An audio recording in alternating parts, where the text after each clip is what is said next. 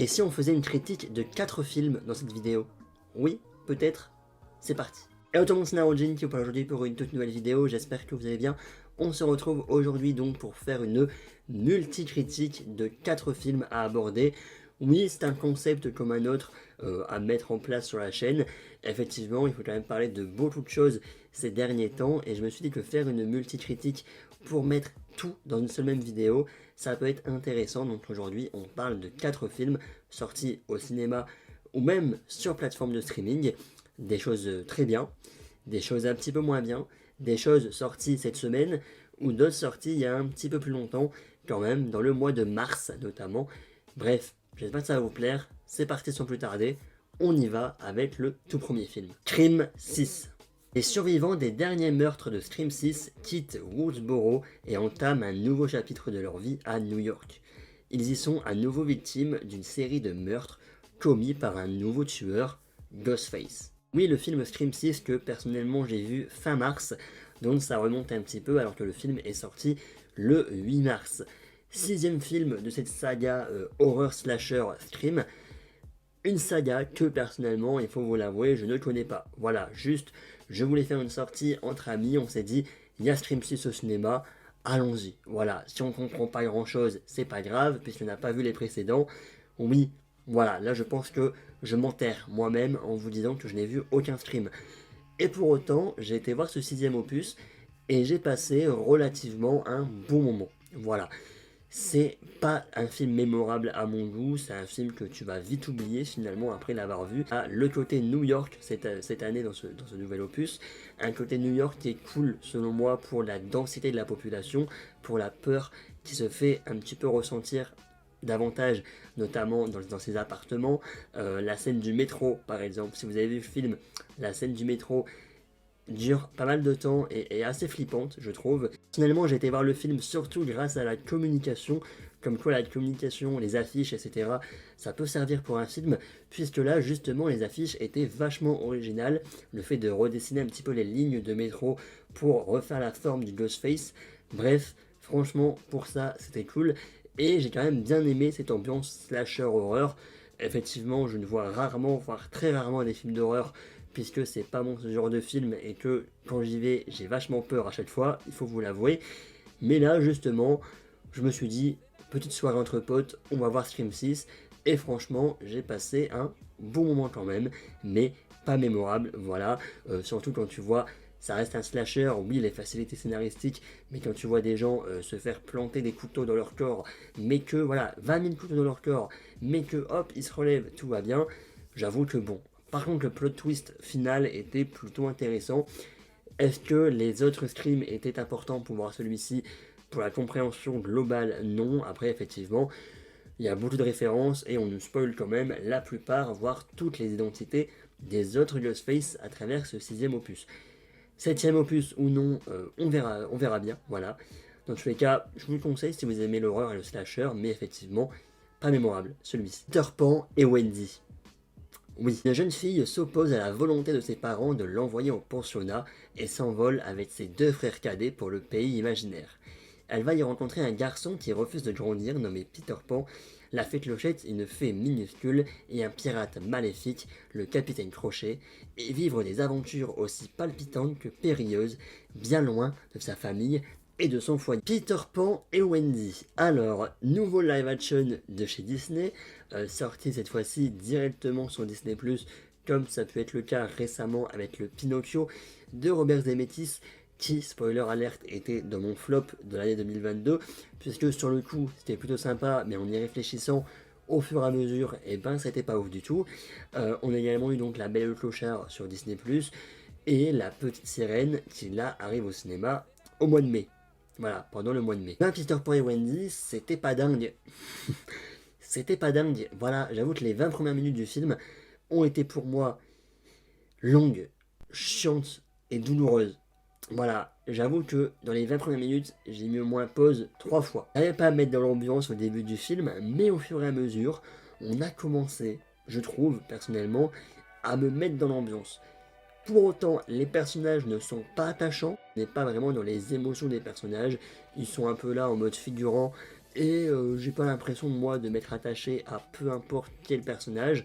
Le Capitaine Crochet par contre, donc interprété par Jude Law, là par contre était vraiment convaincant. Voilà, c'était pour moi la réussite du film. Par exemple, oui, je suis désolé pour l'actrice Heather Gabor Anderson, mais l'actrice qui joue Wendy. Déjà que Wendy est un personnage que je ne peux pas vraiment apprécier dans le Disney de 1950, et bah là, j'ai pas réussi à m'attacher au personnage. Et malheureusement, c'est pareil pour Peter Pan, pour le coup, interprété par Alexander Moloney.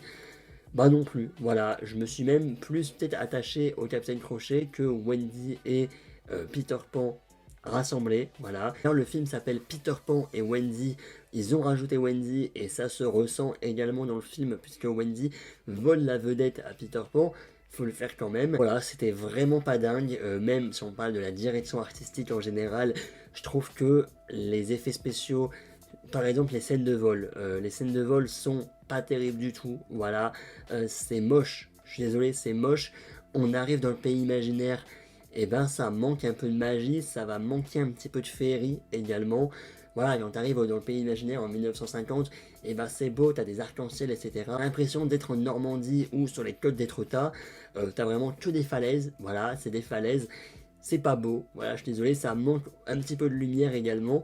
Donc voilà, toute cette direction artistique et ces effets spéciaux, ce manque de budget surtout au film, et ben ça se ressent du coup ça se ressent, oui, dans ce monde de féerie, dans ce monde de magie. Et voilà, le film dure 1h40, les 20 premières minutes sont super longues, après ça va encore, même si j'avoue que j'ai pris 2 jours à le regarder, enfin, je l'ai commencé ce vendredi 28 avril, j'ai regardé la première heure et j'ai terminé du coup les 30 dernières minutes le lendemain. Voilà, pour cause personnelle, voilà, j'ai dû arrêter le film en plein milieu. Pour autant, est-ce que c'était vraiment si grave d'avoir arrêté le film en plein milieu?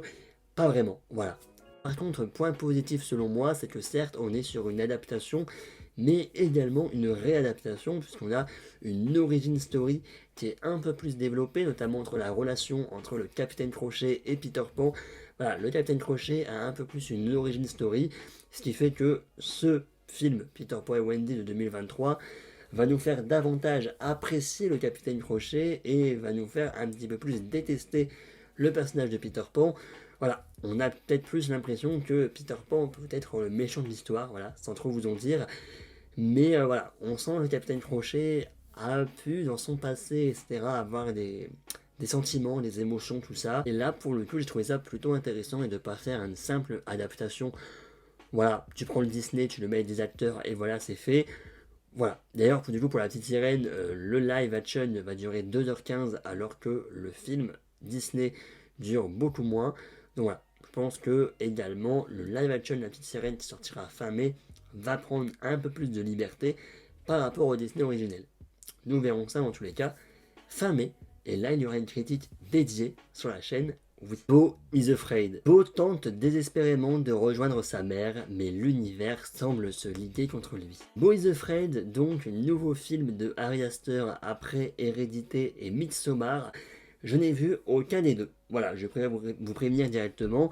J'ai été voir ce nouveau film de Ari Aster sans avoir vu les précédents. C'était un choix de ma part également. J'ai failli regarder Midsommar d'ailleurs, mais je me suis dit pourquoi pas y aller sans connaître un petit peu la patte du réalisateur, sans regarder les bandes annonces et sans savoir à quoi m'attendre vis-à-vis de ce film.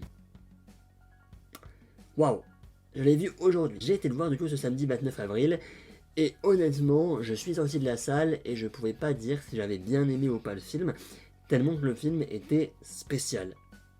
Totalement spécial.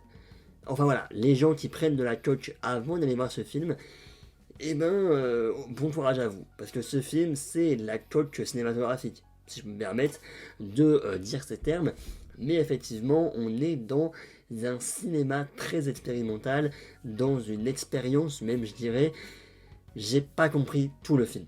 Voilà, après ce premier visionnage, c'était assez compliqué de tout comprendre, j'ai peut-être des petites idées par-ci par-là, et j'ai pas non plus envie de vous spoiler, si même vous n'avez pas vu la bande-annonce, même si j'ai mis un petit extrait dans la vidéo évidemment. Mais voilà, n'allez pas voir la bande-annonce, essayez de vous surprendre vous-même en allant voir ce film. J'ai pas tout compris. Voilà, effectivement, c'est du coup très expérimental.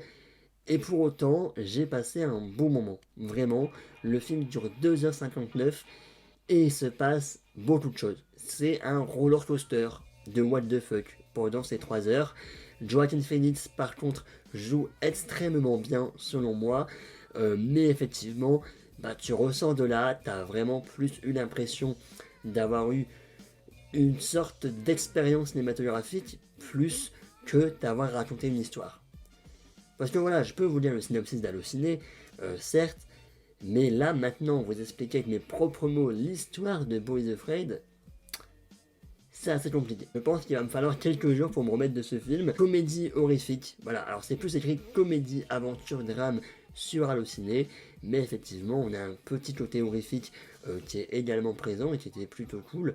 Voilà, c'est vrai que Ari Aster nous fait un petit genre horrifique, mais qui fait pas peur dans le sens de jumpscare généralement. L'horreur glauque, de l'horreur creepy plus que un horreur avec des jumpscares, etc. Et personnellement, j'ai quand même beaucoup aimé la direction artistique que prend le film, notamment dans ce mélange de live action, animation assez particulier lors du 3e acte du film, puisque oui, le film va se découper en 4 actes dans ces 3 heures. Et je pense que oui, j'ai préféré peut-être le deuxième acte est mon préféré. Et le 3e venait plus de la direction artistique avec ce mélange d'animation et de live action qui était vraiment très bien pensé et très bien réussi. Nous avons l'arrière-plan aussi qui était vraiment intéressant. Voilà, le fait que l'arrière-plan bouge de temps en temps et que de temps en temps, oui, tu fais davantage attention à l'arrière-plan qu'au premier plan parce qu'il se passe des choses dans l'arrière-plan. C'était vraiment intéressant à suivre. Et tu t'attaches quand même, j'avoue, au personnage de Beau, donc joué par Joaquin Phoenix. Voilà, tu essayes de comprendre sa vie, comprendre dans sa vie finalement, mais derrière tout ça, t'as tellement de what the fuck, etc., que le film ne va pas essayer de se poser pour te faire attacher au personnage à part Joaquin Phoenix.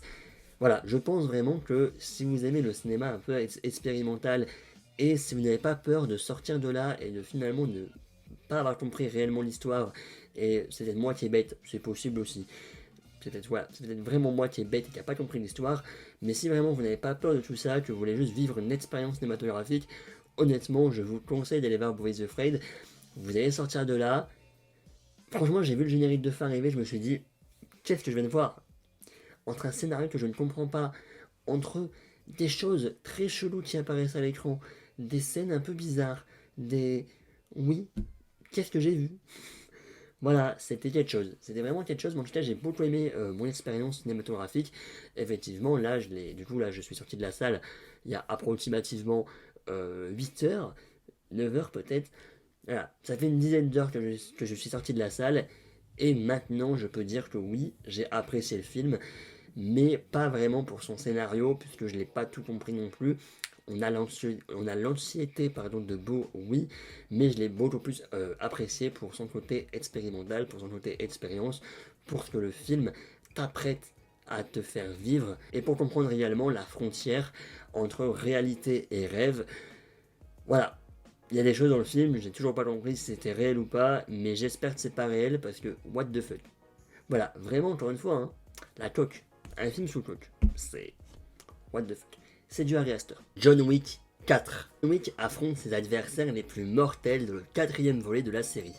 Le prix de sa tête ne cessant d'augmenter, Wick mène son combat à l'échelle mondiale en recherchant les acteurs les plus puissants de la pègre, de New York à Paris, en passant par Osaka et Berlin. John Wick 4 donc sorti le 22 mars dernier, personnellement je l'ai vu le 21 avril, donc oui, un mois après, mais il me fallait avant terminer la trilogie, voilà, parce que les précédents films, la trilogie, je ne l'avais pas vu, voilà. Donc j'ai découvert la trilogie et après j'ai été voir ce 4e opus. J'ai totalement adoré la trilogie et également ce 4e opus.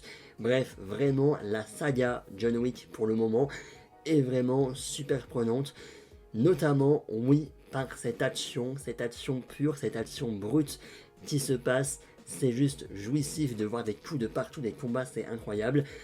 Il y a des facilités scénaristiques, oui, et il y a un scénario qui est pas non plus incroyable, mais il faut se l'avouer que John Wick, on est vraiment dans de l'action, et pour le coup, même si le scénario est un peu à côté et un peu simpliste, on a quand même cette patte graphique, cette direction artistique entre les lumières, entre les néons, entre la photographie en général. Il y a vraiment de très belles scènes dans la saga John Wick. Voilà, notamment dans ce quatrième opus, sans vous spoiler évidemment, toutes les scènes dans Paris sont pour moi vraiment bien réussies. Une scène où il y a un petit peu de prise de risque au niveau de la caméra et vraiment ça rend super bien vers la fin du film. Voilà, vous allez comprendre peut-être, mais en gros la caméra est vraiment au plafond et on voit vraiment tout dans cette maison, un petit peu comme dans un jeu vidéo arcade rétro. Et vraiment, oui, c'est super prenant. Le film dure quand même environ 2h40 si je ne m'abuse. Et encore une fois, tu ne les vois pas passer du tout. Parce que dans les 2h50, tu as approximativement 1 heure de pure action. Oui, il y a également la diversité des décors. On passe de Osaka à Berlin, à Paris, à également New York. Les personnages sont attachants, on a des combats chorégraphiés machin, et oui, Keanu Reeves, l'acteur est juste incroyable. Les scènes à Paris, on voit quand même des lieux emblématiques de la capitale française, entre la Tour Eiffel, l'Arc de Triomphe ou même encore le musée du Louvre. Ça fait plaisir également de se dire que dans un film américain, il y a des lieux emblématiques français, c'est vraiment cool, donc les personnages attachants, et pour le coup, oui, le scénario, les facilités scénaristiques, tout ça, voilà, le fait que il y a des gens, encore une fois, comme pour le film précédent du nom de Scream 6, oui, là, il y a des gens qui se prennent des balles dans tous les sens. Il y a notamment John Wick qui se fait percuter par des voitures tous les 10 minutes, voilà, qui se jette du 5e étage, qui casse la fenêtre, qui se jette du 5e étage, voilà, qui retombe sur un toit de voiture. Il se passe plein de choses, et pour autant, il est toujours là, il est toujours viril et toujours en force à faire des combats chorégraphiés. Voilà, effectivement, des fois c'est un peu trop facile, le nombre de balles que le mec se prend dans son corps et que finalement il arrive à se relever, voilà, le nombre de voitures qui le percutent, il arrive à se relever. Il est toujours vivant, toujours la banane, toujours debout, comme dirait Renault. Non, franchement, c'était vraiment cool. Pour le coup, petit contraste avec Fast and Furious, qui, à mon goût, est certes une saga d'action, mais que je n'ai pas vu déjà, mais qui à la base était surtout une saga de voitures, de courses de voitures, et qui a fini dans l'espace, et qui a fini avec des explosions, des armes, des fusillades, tout ça quoi. Là, pour le coup, John Wick, on est vraiment du premier opus à ce quatrième pour le moment. Voilà, c'est assumé. Voilà, c'est assumé d'avoir vraiment du pur action, de l'action jouissive, des chorégraphies, machin. Oui, c'est grave stylé. Voilà, c'est ce que j'avais à dire. J'ai hâte de voir la série Le Continental en septembre. On en reparlera sur la chaîne, évidemment. Le spin-off Ballerina en juin prochain. Il se passera beaucoup de choses dans l'univers de John Wick, mais effectivement, je ne connaissais pas. J'ai découvert ça juste avant le quatrième opus, et c'est vraiment l'un de mes coups de cœur de l'année. Voilà, c'est le coup de cœur de la vidéo, évidemment la multi-critique John Wick 4, et évidemment coup de cœur de l'année selon moi. Voilà. Et on résume cette vidéo multi-critique. On a donc Scream 6, sympa sur le coup, mais non mémorable, même si New York était plutôt sympa, pour un petit peu de nouveauté. Oui, Peter Pan et Wendy manquent de magie, manquent de féerie, manquent d'âme, avec des effets spéciaux pas très jolis, mais au moins une origin story qui est plutôt intéressante et qui permet de s'attacher un petit peu plus au méchant du Captain Crochet. Boys Afraid, totalement what the fuck. Tu sais même pas si tu passes un bon moment ou pas, mais j'ai quand même passé un bon moment personnellement. Au fur et à mesure que j'y pense, au fur et à mesure, oui c'était cool, mais très expérimental et faut aimer ce genre de film. Et enfin John Wick 4, un scénario bof bof, mais une claque visuelle de la photographie et dans les combats et dans les scènes d'action, vraiment très cool. Voilà, merci à tous d'avoir suivi cette petite vidéo multi-critique, j'espère qu'elle vous aura plu, et on se retrouve très bientôt évidemment pour une prochaine vidéo. J'espère en tout cas que le concept vous plaît, ça permet oui de parler de plusieurs films en une vidéo et d'avoir moins de vidéos total à préparer, et ça fait plaisir. Bref, merci à tous et à la prochaine pour une prochaine critique et une prochaine multi-critique évidemment parce que il y a d'autres choses qui arrivent. Oui. Salut, salut!